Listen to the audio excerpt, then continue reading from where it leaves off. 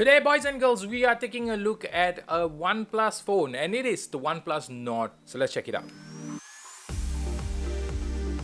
The Nord series has seen some strides in almost every aspect, and the Nord 2T is no different. And I like that OnePlus is giving a somewhat premium feel to the Nord series, like a nice glass back, a high refresh rate, and fast charging, all of which you can find on the Nord 2T.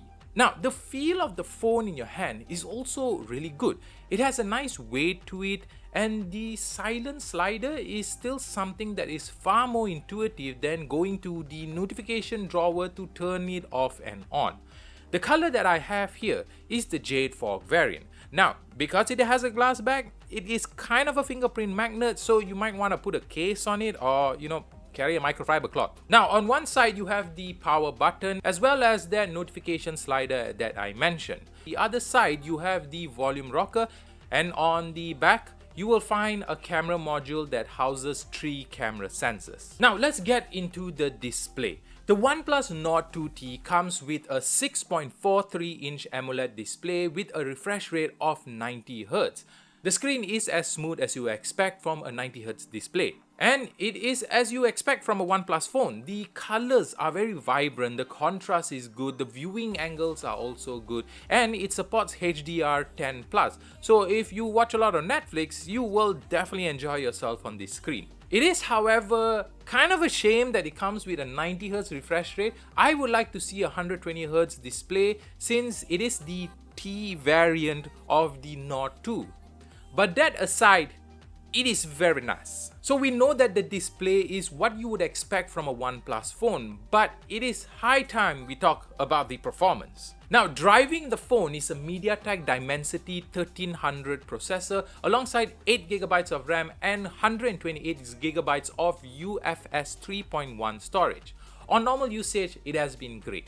MediaTek has really come a long way, and personally I think that if you're going to get a mid-range or even a budget phone, just get a MediaTek processor. Playing games is also great. I could play Asphalt 9 on the highest settings with stable 60 FPS while temperatures are around 39 degrees. Genshin Impact definitely doesn't perform well on the highest settings, but mid to low is great, and the temperatures hover around 41 to 42 degrees. Now, I do understand that might sound like it's pretty hot, but surprisingly, the foam was just warm to the touch. It wasn't uncomfortable to hold at all. Very nice. Okay, so for software, again, it is what you expect from a OnePlus phone. It is running on Oxygen OS 12 on top of Android 12. And I think the best OS definitely still goes to OnePlus. It is super simple to use, it is clean, and OnePlus doesn't believe in bloatware.